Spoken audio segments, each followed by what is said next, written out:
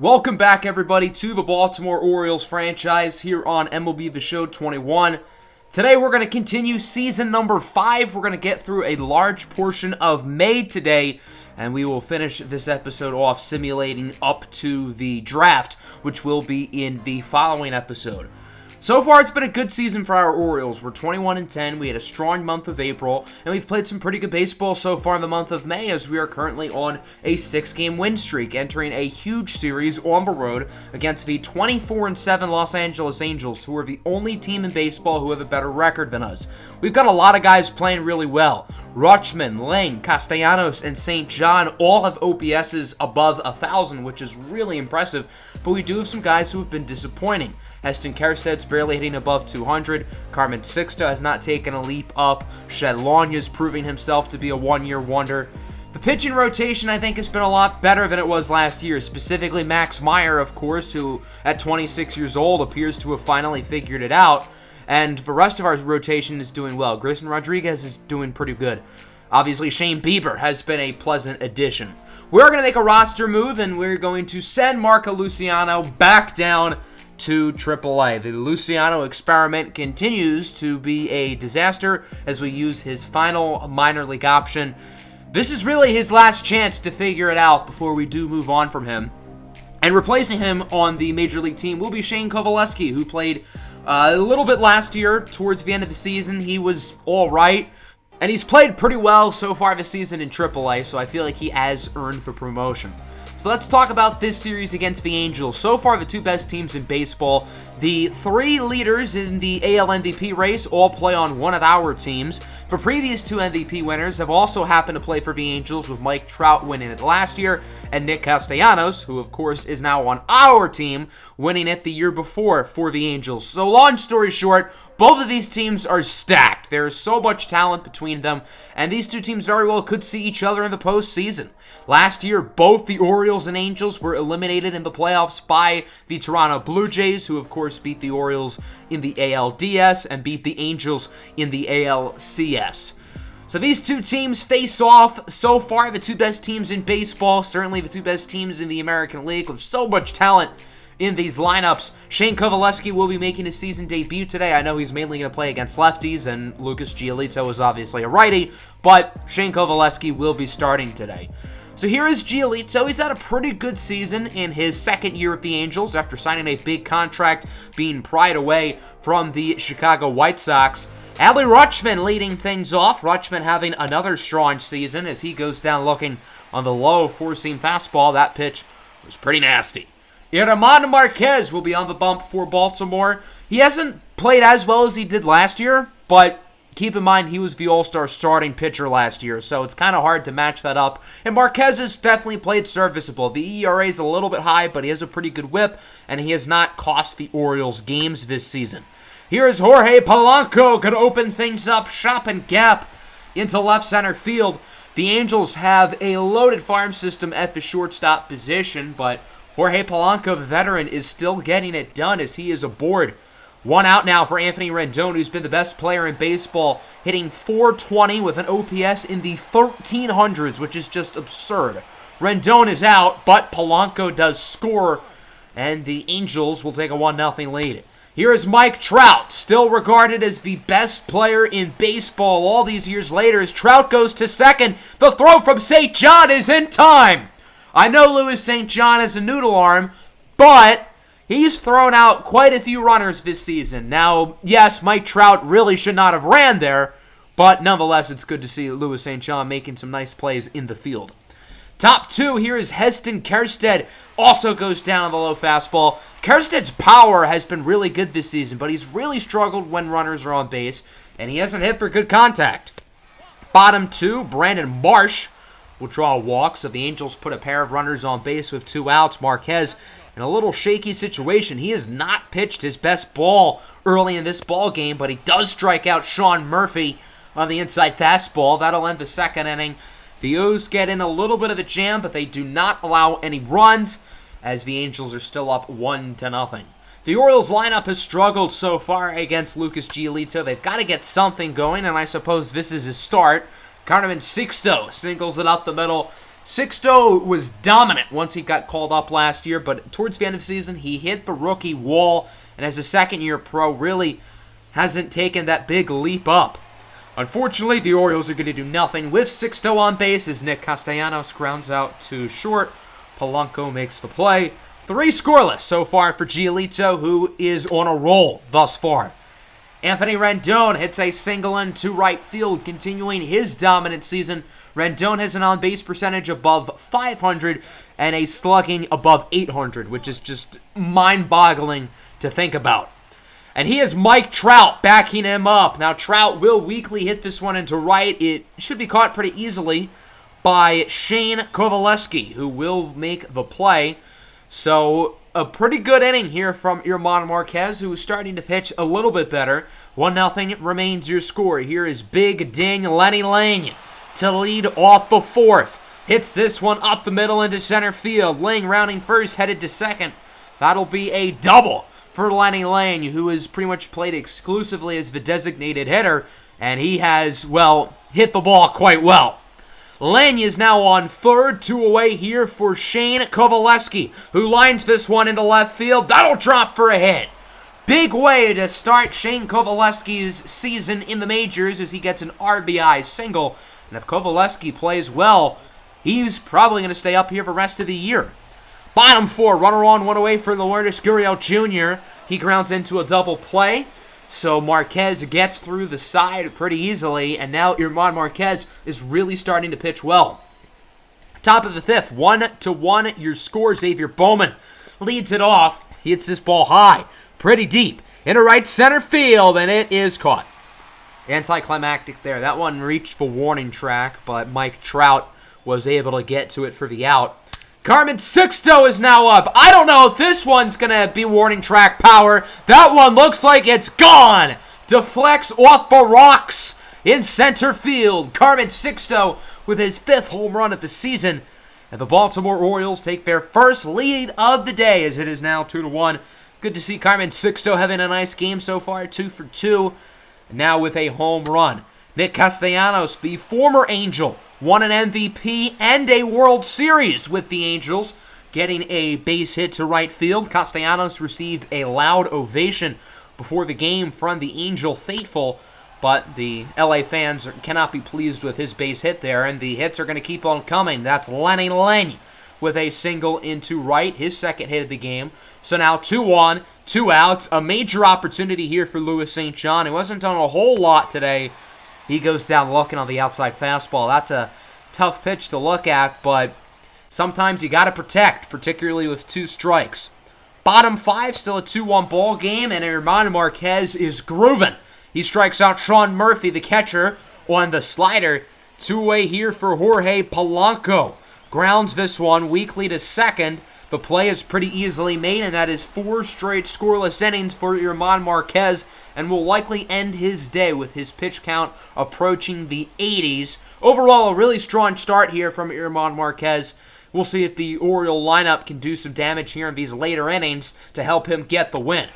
Well, they won't in the 6th inning. Ryan Mountcastle goes down looking. He thought about swinging, but held back. Doesn't really matter because it was a strike.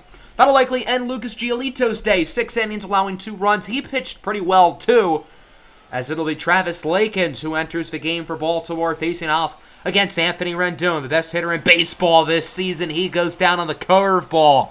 Big strikeout for Travis Lakins, but now he has to face off against Mike Trout. 1-2 pitch. Hits this one nicely into left, but that one's actually going to reach the track. Carried for a while, but Louis St. John will make the grab. A nice 1-2-3 inning there from Lakins, and we go to the 7th. Still a 2-1 game. Jose Suarez is in for Los Angeles. He's more of a long reliever type, so I'm not really sure why they're putting him in here. And he has had a poor season with an ERA in the 7s, facing off against Xavier Bowman to open things up. Gets that one past the diving glove of Anthony Rendon for a single into left field. So Bowman is aboard, 1 away here for the catcher, Adley Rutschman. And he rips that one down the third base line. It's going to be a fair ball. The left fielder, Jesse Winker, misplays it. Bowman's already on his horse. He's going to head home. And that'll be an RBI double for Adley Rutschman. That should have been an easy single with Bowman still at third base, but Winker misplayed the ball. Bowman was already charging through the base pass, so he's able to score easily, and it is now a 3-1 game. 2 away here for LING. The count is the same as the score, 3-1. LING draws a walk, so again, 2 on, 2 out here for Louis St. John. He excels against lefties, so he has quite the opportunity to capitalize off of, and he sure does! Louis St. John with a bomb into right center field. That one is not coming back. 3-run shot for LSJ, his 13th home run of the season, and Louis St. John continues his awesome offensive season. That was a no-doubt bomb for LSJ and a nice bat flip as well, and the 21-year-old phenom continues to play at an unbelievably high level. Suarez does not make it through the inning, and it'll be Patrick Sandoval, another starting pitcher converted to long reliever, who checks in as he faces off against his fellow lefty Heston Kjerstad.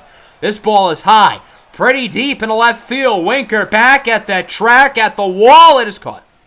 Still a strong inning, though. The Orioles score 4, mainly led by a 3-run homer by Louis St. John. So it will now be Colin Poche who checks in for the O's. His ERA is quite high. It's in the 8s. Rough start to the year for Poche. He does get Jesse Winker to go down looking. Winker coming off that bad defensive play that I guess did not really end up mattering all that much. And then the Warriors Gurriel Jr. also strikes out. So it's a good inning for Colin Poche, who tries to get that ERA down quite a bit. And we go to the 8th. Xavier Bowman hits this one nicely into right center field, and that one is out of here. Solo homer for Xavier Bowman, his 5th of the year, and the Orioles extend their lead a little bit more, adding some more insurance. They lead at 7-1. Amir Garrett will enter in relief for the Orioles, and I'm kind of worried he's fallen into the same trap that Shed Long has as a one-year wonder, because so far Garrett has not played well this season. Runners on the corners, 2 away here for Anthony Rendon, who hits this one into right field. Not really great contact there, but it does drop for a hit. The Angels add another run, and it will be a 7-2 game. That'll bring up Mike Trout. Hits this one nicely into right center. Bowman will make the catch, but another fairly shaky inning from Amir Garrett, who allows another run. And although Garrett was awesome last season, did the Orioles regret trading an 8th potential prospect for him at the deadline? Julian Starnes checks in here in the bottom of the 9th, just going to try to finish things off, and he will retire the side, finished off of a grounder right to him. And the Orioles get the win, 7-2 on national television in a battle of the baseball's 2 best teams so far. I don't think that was correct grammar, but we're just going to roll with it. A great win here for our Orioles. The lineup hit the ball well. I tried an experiment by having our top 4 hitters hit 1, 2, 3, 4, and it worked. 3 of them had multi-hit games. Louis St. John had the big 3-run homer. Sixto and Bowman also went deep. Yerman Marquez pitched really well. The bullpen outside of Amir Garrett was quite good. And the Angels just didn't really hit. Anthony Rendon lived up to his status as the MVP favorite, but everybody else, including Mike Trout, struggled.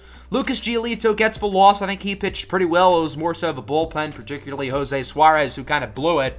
So we're going to simulate up to this Yankees series. So we're going to simulate the last 2 games against the Angels, 3 on the road against an underrated Marlins team, and then 3 at home against the Washington Nationals. So not a particularly easy stretch there, and we do get a big injury. Heston Kjerstad, fractured wrist, out 1 to 2 months. I am legitimately concerned about Heston Kjerstad's ability to stay healthy because he has had somewhat significant injuries 3 years in a row now. Kjerstad has not played all that well this season. He's only hitting 200. The power is still there, but he has struggled contact-wise, and he cannot stay healthy. So we're going to replace him with Christian Robinson, who's had a nice season in AAA. Him and Elliot Ramos are going to need to step up. Ramos is doing a little bit better. He's now hitting 197, which, considering where he was early in the season, is an improvement. For now, Jalen Miller will become an everyday player, and Christian Robinson will play against lefties. So we lost the last 2 games against the Angels, which is really disappointing. I would have loved to have won that series. But we ended up winning 5 of our next 6 games, including sweeping the Miami Marlins on the road, scoring at least 8 runs in each of those 3 games. And then we took 2 of 3 at home against the Washington Nationals. So that puts us at a record of 27-13 onto this series against the Yankees. And the first pitching matchup is Shane Bieber and Garrett Cole. So I feel like I have to choose that one because That's two premier aces who have been two of the biggest free agent signings in recent memory. So we're going to hop into this one. The Yankees have been one of the more disappointing teams in baseball, currently under 500, despite their big signing of Juan Soto in the offseason. Now, Soto has not been disappointing. He has been unbelievably good. But the rest of this Yankees team, particularly Garrett Cole, whose numbers you'll see in a moment, have not really lived up to expectations. So here is Shane Bieber, who's been quite good so far this season. I don't think he's pitched at a Cy Young level, which is what we're paying him to do, but he's pitched pretty well. He's continuing to find his groove on the new team as he faces off against Juan Soto, who crushes this one in right center field, and that one is gone. The first of many battles between these two prize free agents from last year ends up going to Juan Soto, his 11th home run of the season, and it's the New York Yankees who will take a 1-0 lead.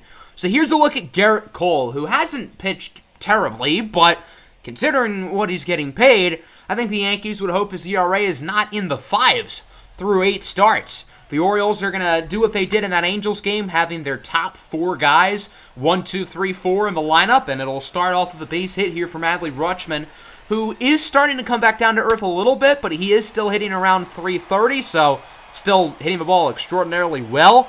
Lenny Ling singles into right field. Rutschman advances to third pretty easily. The Orioles now have runners on the corners. Two-away here for Ryan Mountcastle, who's continued his impressive campaign at the plate. Hits this one into right field, and it will be caught to end the inning. So the Orioles do get a couple base runners on, but nobody will cross the diamond, and the Yankees will hold a 1-0 lead. As we go to the third, Mike Ford is up for New York, and he beats the shift perfectly with an easy double to start the inning. Good throw from St. John. Again, it's good to see St. John's arm looking good, but nonetheless, it's going to be a double for Ford. Ian Ordonez up with one away, grounds it to short. Mountcastle with the backhanded throw, not in time. So Ordonez is safe at first, and now the Yankees have 2 on, 2 out for Soto. Swinging to this. Huge strikeout for Shane Bieber, who I think was certainly a little bit nervous going up against Juan Soto, who already has 1 home run today.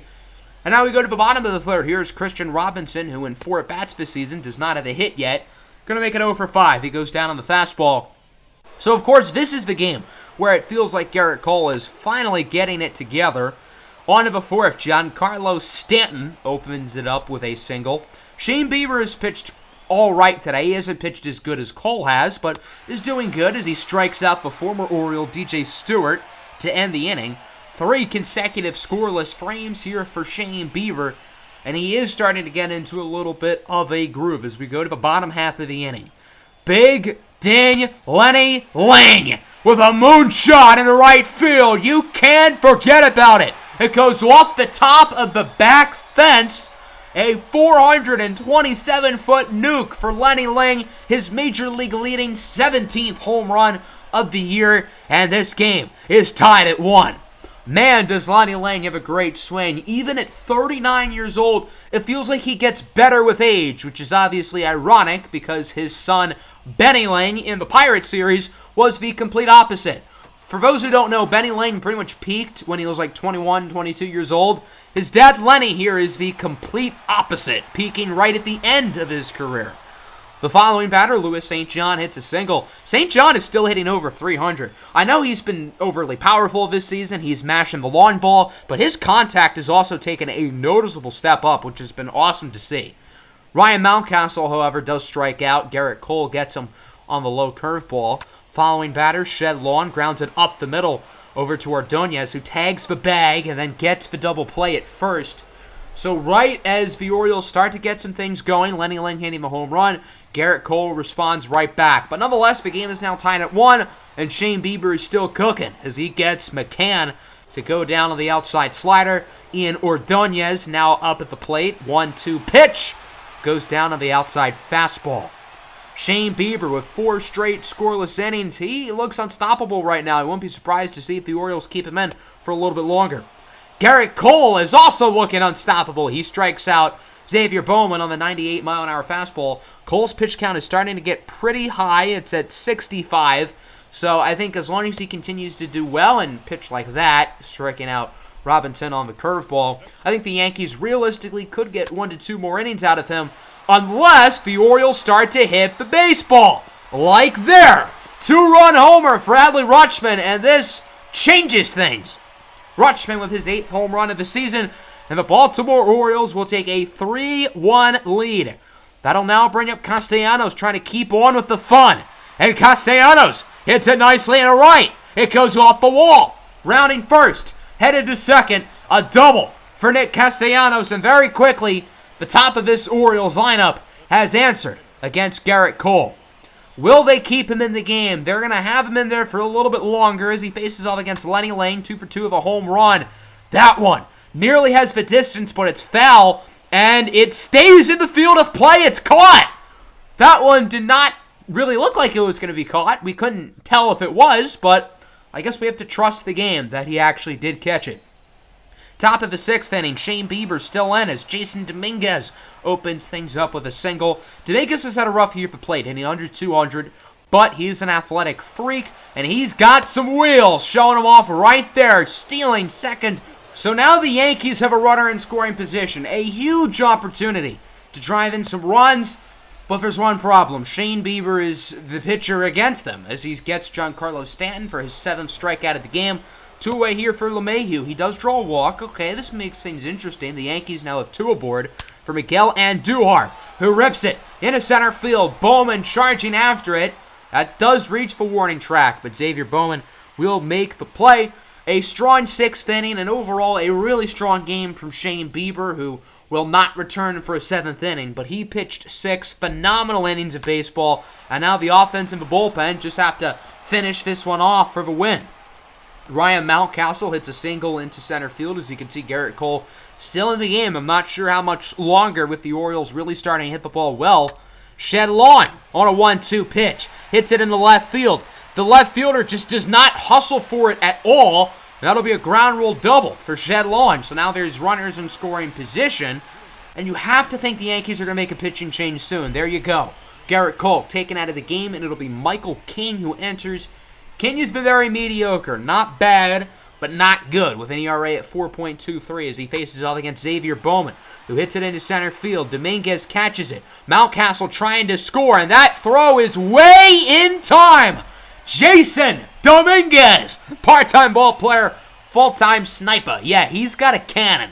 That was not just a good throw, but it beat out the runner by a good 5 seconds. Unbelievable stuff there. Will Brooks enters here in the 7th. Brooks started the year off slow, but he's really come into his own as of recent and is starting to pitch quite well. 2 away for McCann. This one goes into the gap. Out in right center field. It bounces in front of the wall. That'll be a double for James McCann. So Brooks allows an extra base hit here, but as long as he can get Ordonez out, things are going to be nice. But there's one problem. He does not get Ordonez out, and instead it'll be a 2-run shot to tie the game up at 3.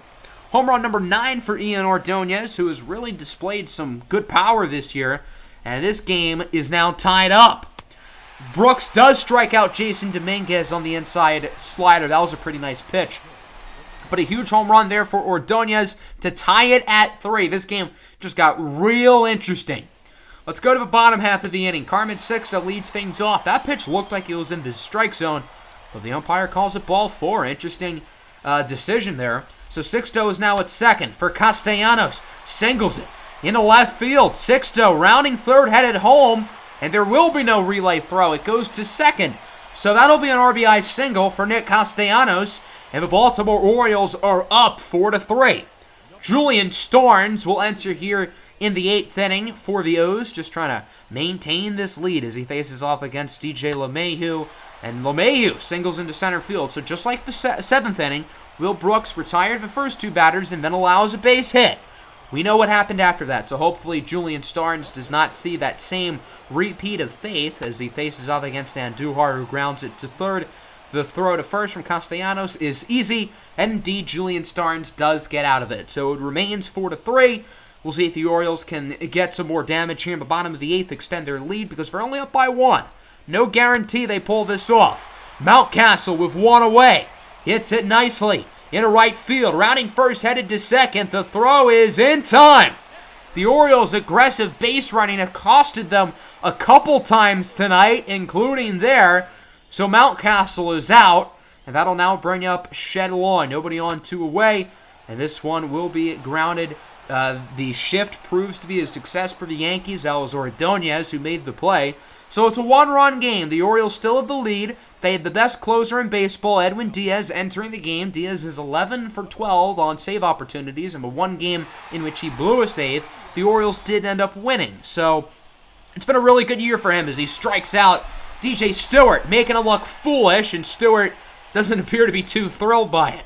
So now that'll bring up Victor Reyes, who enters as a pinch hitter, and Reyes singles into left field. So the Yankees now have the tying run on base with 1 away, and a major opportunity to drive him in as Reyes is fired up there at first base. 3-2 now for McCann. See ya. Wanna be ya. He goes down again on the slider. The Yankees are down to their final out. It's Ian Ordonez, and the Yankees are going to take the lead. A 2-run homer for Ian Ordonez, his second home run of the game, and the Yankees take a 5-4 lead. Just the second save blown all season by Edwin Diaz, and it's Ian Ordonez, who had a home run earlier today, doing it again. Dominguez does strike out on the fastball. Edwin Diaz struck out 3 batters in this inning, but it doesn't matter because the Yankees had the lead, courteous of a 2-run shot by Ian Ordonez. So it'll be Jonathan Loaizaga in for the save. He has not been perfect this year with an ERA in the 4s, as he starts off with Xavier Bowman, who does not have a base hit today. But that's going to change right here. Bowman up the middle for a single. The tying run is aboard, and the Orioles have a major opportunity to answer back. Shane Kovaleski replaces Robinson as a pinch hitter. 2-1, grounds it right to short. Ordonez to LeMahieu to first. The Yankees turn the double play, and the Yankees win it. 5-4, your final.